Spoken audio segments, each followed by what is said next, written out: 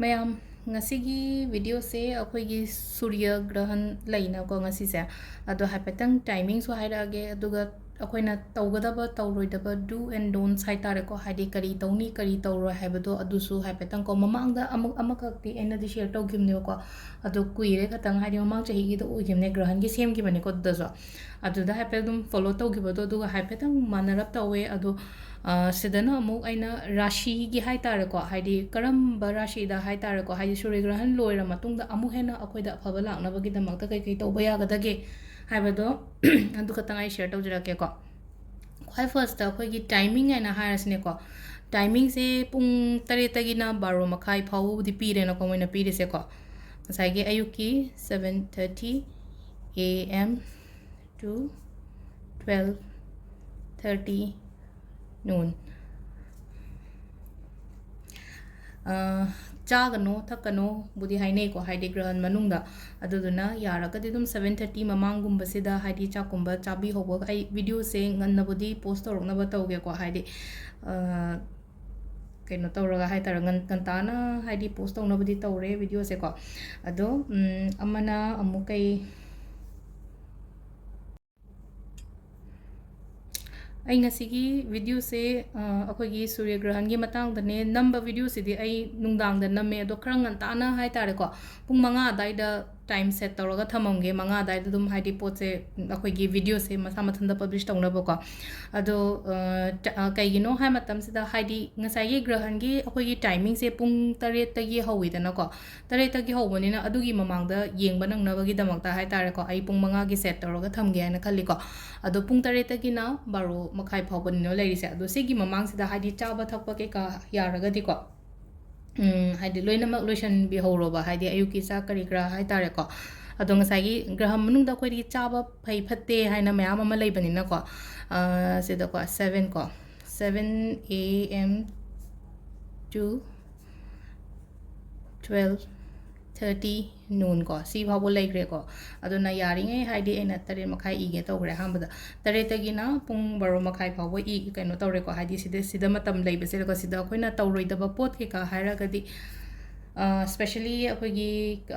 pregnant oiba mi gumba oiragadi haidi ngasigi oina mapan gumba yam ka haina thopi rono ko haidi tangai phadre hairaga aduna makhala mo oigre ko adu katang avoid tobio haidi na khotpa ga leiraga su ko yumdagi imungda dum leibado mapanda katang avoid tobiro aduga sigi manungda haitara khoina haidi khogi kati nungti thang kari kra suguma mayam se zo haitara ko haidi paibi daba sokpi daba even mai phawba mekhet kari kra to leina ko adumba su kemta haidi Loinamak avoid tobio ko aduga chaba dum leire adagi haidi lemhore na khalase ko akoina ayung anta da dum tulsi managumba mahik pi horoba lemhore na khallagadi ngasai ge aina thongi ba cha insang do tulsi managumba amam thadaraga adum thambi hoba haitare ko natraga horen Grahan loira matung da tulsi mana amam hapaga haidi poto loina sengdu ena ko aduma leire ko khwai first ko aduga mingonda donate toba haragadi migi mating pangbasu yam phai ko Rashi khangde en harapasu yaw ko kaigino hai matam sida aigi tarot yengbase community Loinamak subanina Christian degi Muslim degi yawuni na moi Rashi khangdaba yaba aduduna haidi moi khangdaba leragadi yellow machu gumba kai gumba haitare ko haidi mingonda pibi banga sise yellow machu haragadi yellow ge athum bane harase yellow machu gi injang gumba ga harasne ko haidi ko gi maidin gumba se dum yellow changdra adum base natraga haidi phi gumba haitare ko rumal ni khangde rumal hangapan machu gumba kai gumba adumaina pibi vai ko adubu akoi gi Rashi khangwa mi ngai gi oina di hapetang ko haidi khwai first ta akoi gi mesh Rashi en harasne ko haidi kaino gi akoi Rashi khangba ngai gi haidi mesh Rashi da khoina piga doi she kai kaino ha matam da mesh haraga di angang base yamna kaino toina ko magi lucky colors oina ko red color gi phi gumba harasne ko haidi any red color gi kaino phi ne harase natraga akoi gi kaino haitare ko hawai musori se ko hawai musori gumba dana pibi be asida ire gi dum hairage ko hawai musori gumba pibi red color gi pibi be red color gi athumba pibi ai ko mathangi sina brishara se ko brisha se ko haidi relate to base khoi gi white se dum magi lucky color oi banina white se kaino to banina ching pibi ai Sangom gumba ko sangom chini sangom su ngawe chini su ngawe ko aduna sangom or chini gumba dumaina donate to bibe yai ko methun ko mathangi do ko methun ge dana khoina pi ba ya ba se kai no hai kan do asangba haidi asangba haraga di khoi gi green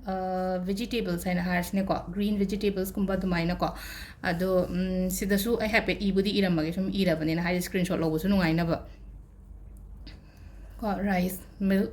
sugar ko CPB vai ko aduga akogi karkat rasi ko karkat su represent to se haidi white se magi kaino oina ko haidi lucky color gumbo oibane chamana na sida ko sida sunga sagi rice milk sugar suguma mayam se CPB vai ko aduga mathangina singarasi singarasi gina koina mu kai pibe haidi red color gi phi pibe ai ko maso red color gi phi pibe ai adagi magi na mo ko haidi katang singa se koi gi ningthau gi tap ta wi dana ko haidi khwaidagi koi rashi daga haidi khwaidagi rule to bo kain rashi oina ko kon gumba harasine ko haidi magi na mu khara kaino to haidi kon gumba haidi kon macha ma suga leina ko pukham tengko na traga ha koi lai gi kon gumba khujai gumba kai gumba ga leina ko kon gumba pibe ai bi se da utensils and harasine ko magi oina piba yabase aduga mathangi ko akoigi kaina rashi ko kaina rashi dasu amuka haidi kaina gi dasu green ko green vegetables kumba pibi kaina gi dasu sise akoina grahan loira matungda tawgadaba potni ko haidi ngasai grahan jete haidi baro makhai phawo leigre aduga nungda oirong gumba da tawbiyo ba si tawon hai se kai gino hai matam da hojik sum aingonda nuaitaba imungda anaba yaure natraga haidi thabai khang gi da oidre natraga exam ga clear ngam da ba khotaba go leina ko adum mayam do hai tare ko haidi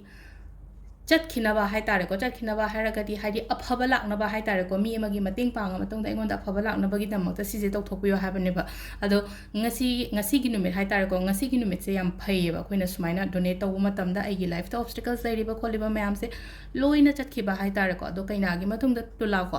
tula gi su adum chapmane ko tula gi se akoi gi rice ko ngasai gi do haidi siga rice milk sugar ma se dum pi be yai mathangi brisha ko brisha hai kaino kari brichik hai ne se brisha and hai scorpio se ko brichik se pet maming se confuse lena ko brichik se akoi gina ka brichik ki sunga sa gi red se magi lucky color oi bane red scarlet kumba se ko adu dana magi se red cloth kumba pi be phiron da angang bu gumba pi be yai aduga athumba da hai tare ko athumba da angang bu gumba pi be yai nga sai hawai in habi hawai masori gumba su ngangi na ko natraga haidi sweets da hai tare ko athum hau da haidi angang bu gumba jalebi har son jalebi su ngangi na ko laddu har se laddu su ngangi na ko atmaina se ma plo bi be yai mathangi ko dhanu sina amu ko akoigi dhanu rasi se koina stone gumba siba matam da su yellow sapphire gumba ga sina ko ado magi su donate to godaba se akoina yellow machu gi hai tare ko yellow machu se kemta yamna confuse chale yellow se thibam khangdre kaina khalla se ba ata di turmeric se ko yangang packet macha ma ke ma haidi mingon da pbi ai ba yangang pbi ai hawai daga su leina ko hawai daga su haidi machu khatang yellow changba hawai akoi kangta kumba kai gumba su dum yellow changina ko do hawai gumba dumaina pbi ai aduga mathangina makkar se saturn na represent to bonina haidi saturday da donate to ba hara thau haidrena acha thau har sine ko acha thau haidi refine nate ko sida akoina haidi kaino to matam se refine nate mustard oil ama leire adagi black rice ko haidi pbi ko black rice pbi adagi amana thoiding gumba pbi ko thoiding akoigi kaino do haida thoiding oiro natraga akoigi black kaino do black teal do haitare ko akoina ka kaino ga haibu do maka kari meteron da haiba haitare se akoigi nimki sabadaga hapa ama amuba ma leiba do haitare ko adu gumba su pbi ko sisena akoigi makar rasi gi ko aduga amana amuk ko kumbha rashi harsne ko kumba su dum chap mane ko haidi magi represent to ba kaino se haitare ko sida dum chap mane nang sai gi mustard adegi black rice kumba thoiding gumba kai gumba su gumba mayam the same anai pbi aduga last ki minna ko minna se na mu pbi ba se yellow machu gi pbi ko minna so yellow ꯀꯂꯔꯒꯤ ꯄꯣꯠ ꯂꯣꯏꯅꯃꯛ ꯑꯩꯅ ꯃꯊꯛꯇ ꯍꯥꯏꯈ꯭ꯔꯤꯕ ꯃꯌꯥꯝꯗꯣ yellow ꯃꯆꯨꯒꯤ ꯇꯔꯃꯔꯤꯛꯅꯤ ꯈꯪꯗꯦ ꯑꯊꯨꯝꯕꯅꯤ ꯈꯪꯗꯦ ꯐꯤꯔꯣꯟꯅꯤ ꯈꯪꯗꯦ ꯑꯗꯨꯃꯥꯏꯅ ꯁꯤꯁꯦꯀꯣ ꯑꯗꯣ ꯁꯤ ꯃꯌꯥꯝꯁꯦ ꯍꯥꯏꯐꯦꯠꯇꯪ ꯍꯥꯏꯇꯥꯔꯦ ꯑꯩꯈꯣꯏ ꯒ꯭ꯔꯍꯒꯨꯝꯕ ꯂꯣꯏꯔꯀꯥꯟꯗꯀꯣ ꯍꯥꯏꯗꯤ ꯑꯉꯝꯕ ꯍꯥꯏꯇꯥꯔꯦꯀꯣ ꯃꯌꯥꯝ ꯇꯧꯕ ꯌꯥꯗꯦ ꯍꯥꯏꯕ ꯂꯩꯇꯦꯀꯣ ꯆꯦꯡ ꯍꯥꯏꯔꯁꯦꯀꯣ ꯆꯦꯡ ꯀꯦꯖꯤ 1 ꯑꯣꯏꯒꯦꯔꯥ 2 ꯑꯣꯏꯒꯦꯔꯥ ꯁꯪꯒꯣꯝ ꯍꯥꯏꯔꯁꯦ ꯁꯪꯒꯣꯝ ꯄꯥꯎꯗꯔ ꯑꯣꯏꯔꯁꯨ ꯌꯥꯏ ꯃꯅꯤꯄꯨꯔꯗ ꯍꯥꯏꯗꯤ ꯁꯨꯝ ꯑꯩꯈꯣꯏꯒꯤ ꯑꯅꯧꯕꯒꯨꯝꯕꯁꯦ ꯐꯪꯗꯕꯒꯨꯝꯕ ꯂꯩ ꯆꯤꯅꯤ ꯍꯥꯏꯔ ꯆꯤꯅꯤ ꯀꯦꯖꯤ ꯈꯛꯇꯪꯒ ꯂꯩꯔꯒ ꯃꯤꯉꯣꯟꯗ ꯄꯤꯕꯤꯌꯣꯕ ꯑꯗꯨꯃꯥꯏꯅ ꯑꯗ ꯑꯁꯪ ꯑꯃꯥꯟ ꯚꯦꯖꯤꯇꯦꯕꯜꯁꯀꯨꯝꯕꯁꯨ ꯍꯥꯏꯗꯤ ꯀꯣꯕꯤꯅꯤ ꯈꯪꯗꯦ ꯀꯩꯅꯣꯅꯤ ꯈꯪꯗꯦ ꯑꯁꯪꯕ ꯃꯆꯨꯒꯤ ꯚꯦꯖꯤꯇꯦꯕꯜꯁꯀꯨꯝꯕ ꯀꯩꯒꯨꯝꯕ ꯑꯩꯈꯣꯏꯅ ꯑꯗꯨꯃꯥꯏꯅ ꯂꯩꯔꯒ ꯄꯤꯕꯤꯕ ꯁꯤꯃꯁꯨ ꯇꯧꯕꯤꯔꯣ ꯑꯗꯨꯒ ꯉꯁꯥꯏꯒꯤ ꯒ꯭ꯔꯍ ꯃꯅꯨꯡꯗ ꯀꯩꯀꯥ ꯑꯩꯅ ꯇꯧꯒꯅꯣ ꯍꯥꯏꯕ ꯃꯌꯥꯝꯗꯣ ꯍꯥꯏꯗꯤ ꯆꯥꯕ ꯊꯛꯄ ꯈꯛꯇꯪ ꯑꯦꯕꯣꯏꯗ ꯇꯧꯕꯤꯔꯣ ꯑꯗꯒꯤ ꯏꯁꯤꯡ ꯊꯛꯄ ꯈꯣꯠꯄꯗꯤ ꯀꯩꯁꯨ ꯀꯥꯏꯗꯦꯀꯣ ꯑꯗꯨꯒ ꯉꯁꯥꯏꯒꯤ ꯃꯌꯥ ꯊꯧꯕ ꯄꯣꯠꯀꯨꯝꯕꯁꯦ ꯈꯤꯇꯪ ꯂꯥꯞꯇꯛꯅ ꯊꯝꯃꯣꯀꯣ ꯁꯤꯒꯤ ꯃꯇꯝꯁꯤꯗ ꯑꯗꯣ ꯁꯤꯗ ꯂꯩꯔꯦ ꯑꯩꯈꯣꯏꯒꯤ ꯉꯁꯤꯒꯤ ꯚꯤꯗꯤꯑꯣꯁꯦꯀꯣ ꯊꯦꯡꯛ ꯌꯨ